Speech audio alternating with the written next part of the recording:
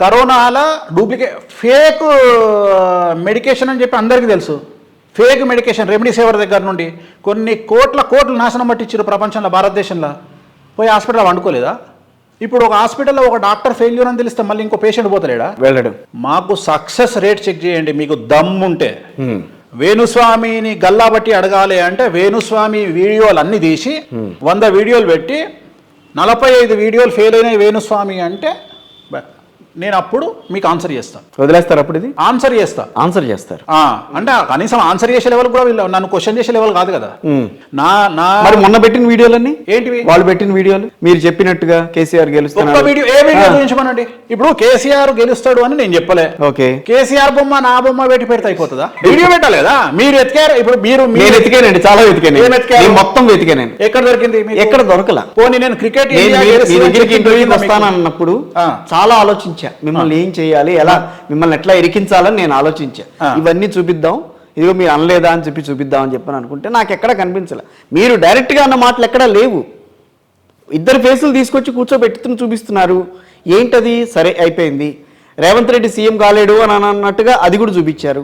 అది ఎక్కడా నాకు కనపడలా. మీరు ఆ మాటల్లో నేను కూడా చెప్తానేనమ్మా, ఆ మాటల్లో మీరు ఎక్కడ క్రికెట్ టీం ఎక్కడ మాట లేదు. అది ఏంటి అసలు? అంటే ఆ రకమైన మిక్సింగ్ ఎక్కడ జరిగింది? ఎక్కడ జరగల?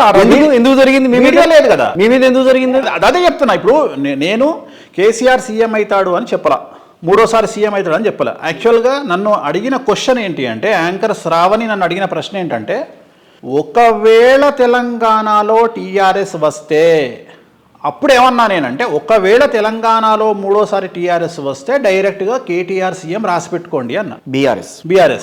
బీఆర్ఎస్ వస్తే కేటీఆర్ సీఎం రాసి పెట్టుకోండి అన్న. అది కూడా 3వ వస్తే అని యాంకర్ అడిగితే నేను చెప్పాలి.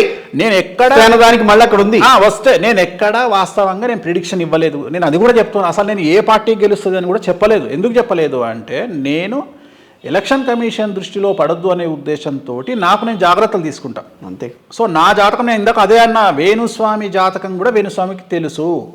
సో అందుకనే వేణుస్వామి ఆలోచిస్తాడు ఏం మాట్లాడాను. ఇప్పుడు నేను ఎలక్షన్ కమిషన్ దృష్టిలో పడొద్దు అని నేను ఎక్కడ 1 మంత్ ఇంటర్వ్యూ ఎక్కడ ఇవ్వలేదు.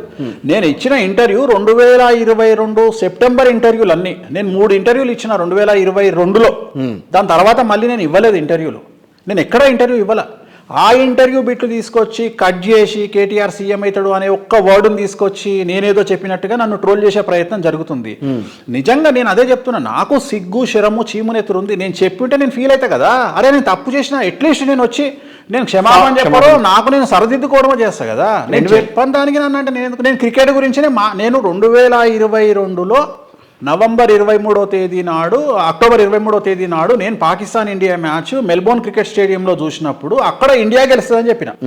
దాన్ని కూడా తీసుకొచ్చి నేనంట క్రికెట్ గెలుస్తుంది అని చెప్పిన అని చెప్పి మీరు చెప్పుకొని, అంటే మీ ఉద్దేశం ఏంది అంటే అల్టిమేట్గా నన్ను మీరు బ్లేమ్ చేయాలా. ఏమని బ్లేమ్ చేయాలి అంటే, ఇక్కడనేమో తెలంగాణ రిజల్ట్ అని పెడతారు, కేసీఆర్ బొమ్మ నా బొమ్మ పెట్టి వేణుస్వామి కేసీఆర్ తెలంగాణలో గెలుస్తాడని చెప్పినాడు అని ఇమీడియట్ గా పక్కన ఏం పెడతారు, జగన్మోహన్ రెడ్డి ఆంధ్రాలో గెలుస్తాడు అని చెప్పినాడు 24లో. సో ఇది జరగలేదు. ఏం చెప్పదలుచుకుంటున్నారు అంటే, ఇక్కడ ఇది జరగలేదు కాబట్టి ఇక్కడ ఈయన కూడా గెలవడు అని. నేనేం అడుగుతున్నా మిమ్మల్ని ప్రశ్న అంటే, ఇక్కడ ఇది జరగనప్పుడు నన్ను ఒక పీక ముక్కతో వీకి పక్కన పడేయక మీరు ప్యాంట్లు ఎందుకు తడుపుకుంటున్నారు, ఎందుకు మీ అండర్వేర్లు మార్చుకోవాల్సి వస్తుంది అని నేను అడుగుతున్నా.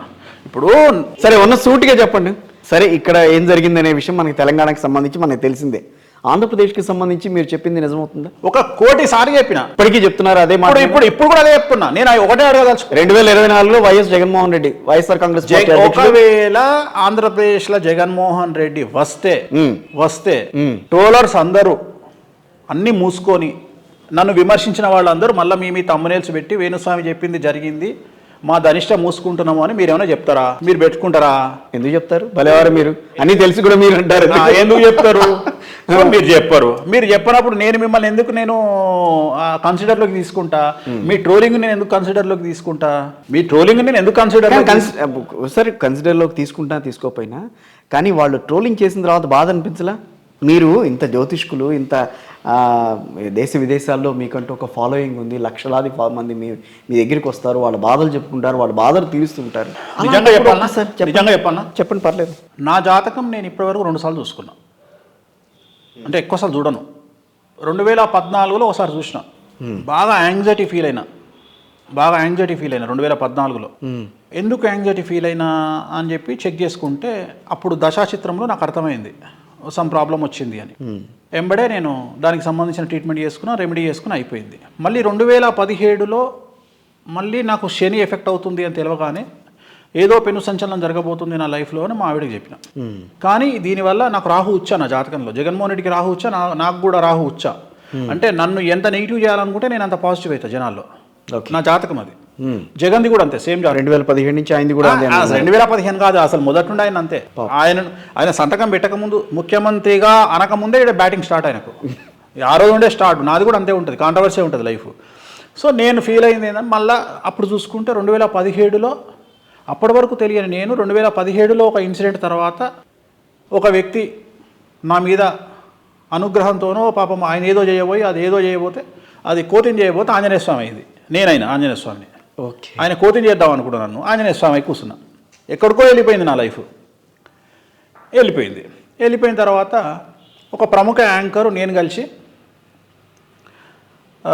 బెంగళూరు పోయినాం. టాలీవుడ్ యాంకరు నేను కలిసి బెంగళూరు పోయినాం. బెంగళూరులో A2B అని ఒక రెస్టారెంట్ ఉంటుంది. సిటీలోకి పోతున్నాము, ఇద్దరము A2B రెస్టారెంట్ దగ్గర ఆగినాము. ఆగి కాఫీ తాగుతున్నాం, చాలా ఫేమస్ ఉంటుంది కాఫీ. నేను జనరల్గా అక్కడ తమిళనాడు తప్ప ఎక్కడ కాఫీ తాగుతున్నా. నేను తాగుతుంటే ఒక 10 మంది వచ్చి అతను ఫోటోలు దిగారు. గుర్తుంచుకోండి, తెలుగు రాష్ట్రాలు కాదు, కర్ణాటకలో 10 మంది. నేను 2018 గురించి మాట్లాడుతున్నా. ఓకే, 2018 గురించి ఒక 10 మంది వచ్చి అతను ఫోటోలు దిగారు. అమ్మ ఏమన్నా తెలుసా, యాంకరు, మా ఇజ్జత్ అంతా పోయింది స్వామి. అమ్మ నేను ఏ లెవెల్ యాంకర్ను, అసలు ఇంతమంది గుర్తుపడతారు నన్ను, అట్లాంటిది మీరు నాకంటే ఎక్కువ మిమ్మల్ని గుర్తుపడుతున్నారు. అయిపోయింది. ఇప్పుడు ప్రజెంట్ నాకు జాతకంలో శుక్ర మహాదశ అయిపోయి రవి మహాదశ స్టార్ట్ అయింది. సో రవి అంటే పబ్లిసిటీ ఇస్తాడు. నేను 4-5 నెలల నుండి మా గ్రూప్కి చెప్తున్నా, అరే నాకు ట్రోలింగ్ ఎక్కువ అవుతుంది, ఒక 2-3 నెలలు ప్రిపేర్ అయ్యి ఉండండి, ఫుల్ ట్రోల్ చేస్తారు నన్ను అంటే. మరి ట్రోల్ వల్ల మా బామ్మడి తడుతుండు, మా నరేష్ గారు, బావ మా ట్రోలింగ్ వల్ల మనకు లాభమా నష్టమా? డబ్బు ఎప్పుడైనా సంపాదించవచ్చురా, డబ్బు ఎప్పుడైనా సంపాదించవచ్చు, కానీ పేరు ఎప్పుడైనా సంపాదించలేం. అన్నిటికంటే ముఖ్యం సెలబ్రిటీ స్టేటస్ వస్తుందనే రాదు, కష్టపడితేనే సెలబ్రిటీ స్టేటస్ వస్తుంది. రైట్, కరెక్టే. అందరికీ తెలిసిందే, మళ్ళోసారి చెప్పే ప్రయత్నం చేస్తా. 2 రాళ్ళు, ఒకటి దేవాలయంలో దేవుడి రూపంలో ఉంది, ఒకటి కొబ్బరికాయలు కొట్టే దగ్గర రాయి రూపంలో ఉంది. రోజు వచ్చి కొబ్బరికాయతోని ఫటాఫట్ కొట్టి పలగొట్టిపోతున్నారు రాయి మీద, లోపల దేవునేమో మొక్కుతున్నారు రాయిని.